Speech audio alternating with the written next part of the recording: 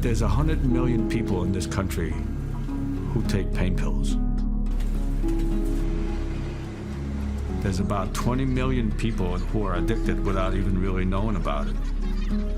Since 1999, there's been a fourfold increase in the number of prescription drugs available. Every 20 minutes, an American dies from an unintentional overdose on opioids.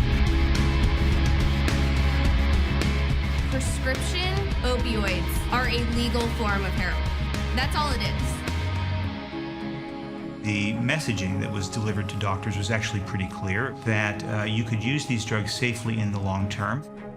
Addiction does not discriminate. It affects every single facet of American culture. That was a clip from one of our latest documentaries that looks at prescription drug abuse, what many professionals are calling an epidemic. And joining us today in studio is Dr. David Teplin, a clinical psychologist with extensive experience in treating substance abuse and addiction. Jeff Vangyssel is also here to share his personal struggles with prescription drugs and how he overcame addiction. Welcome, Jeff. Welcome, Dr. Teplin. Thank you For being here. Yeah, thanks for being here. I guess, Dr. Teplin, we'll start with you. Give us some background on this. There are people watching, parents watching. Probably this is totally news to them, the idea that kids are getting prescription drugs from their medicine cabinets. Give us some background. Right, so in terms of what we know from US statistics, about 55% of those who use prescription drugs for non-medicinal purposes get it for free from family members or relatives. Another 11% also get it from relatives or friends, but they buy it. About 17% is only prescription from doctors writing out prescriptions. Only 4% roughly from drug dealers, and really less than 0.5% from the internet. So you're right, and we'll probably hear from Jeff about this, but it's all around, and in fact it's in our own backyard as opposed to the prototype of a dealer or something a little more scary than that. So it's in the home, which is why it's so accessible to so many teenagers now. And Jeff, was that the case for you, that it was so accessible? Yeah. It wasn't much in our homes, but in my house, but my friends had it laying around. It was everywhere. How old were you when you started? I started using prescription drugs probably around 14 or 15. And what led to that? I just wanting to try anything else. I started with pot and alcohol, the same thing that any kid trying to go against the grain would do. And there's a little irony there, I was going to say. You know, you're starting with pot, illegal drugs, and then you're moving on to legal drugs that you're getting from your friends' medicine cabinets.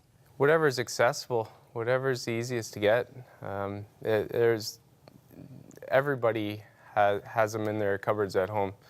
And but parents, I think, you know, I'm speaking, I've got a teenager, it would never even occur to us. It's amazing. To hide our medications. Right. Yep. Now, when you were getting high on this feeling, right, you said at one point that you were popping 10 pills at a time, and then you went on to snorting. Yeah. What was the difference between popping them and then cutting it up and snorting it? There's an instant rush when you're snorting it, I guess. It goes in a different way. It's right away. Did somebody show you how to do this? I mean, I can't even imagine a 14-year-old playing with drugs like this. It's amazing. That's from watching probably the older kids at school. I saw cocaine and stuff like that when I got to high school. I saw what was done, but we have no money, and that's what we could get our hands on. So. I want to just kind of point out, if I can, that what Jeff's saying makes a lot of sense, and it hasn't changed a whole lot.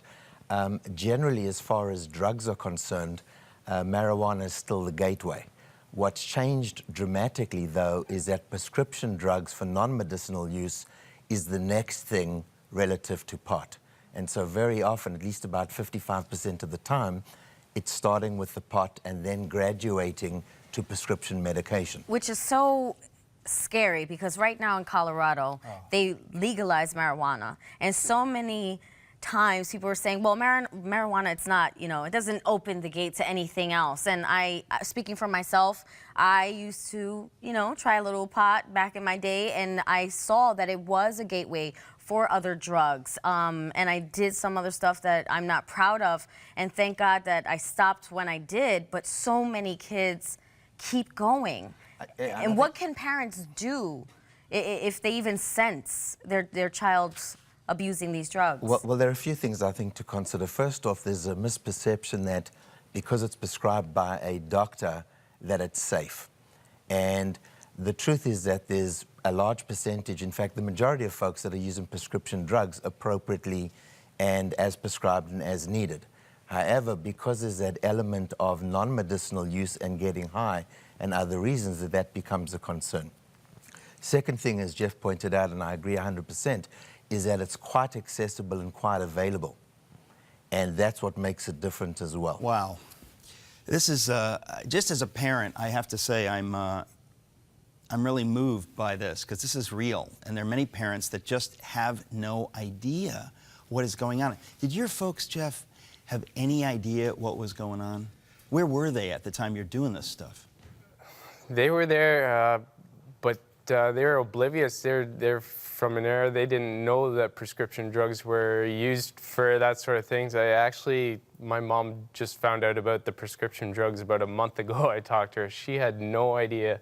Well, because she's from a different era, and so she knew back about then the it was pot and the alcohol and stuff like that, but everything else is new in the way of prescription drugs. And she just found out a month ago, and she was pretty surprised. Wow. Well, I want to ask you this is kind of a big question here. Obviously, you're sitting here now. You're no longer addicted. You're dealing with this every day. How long have you been clean? I've been clean from drugs, cocaine and meth and everything for about a year now. And how did you find your way out of this? Okay, what's the big secret? What was that moment, that awakening, saying this is?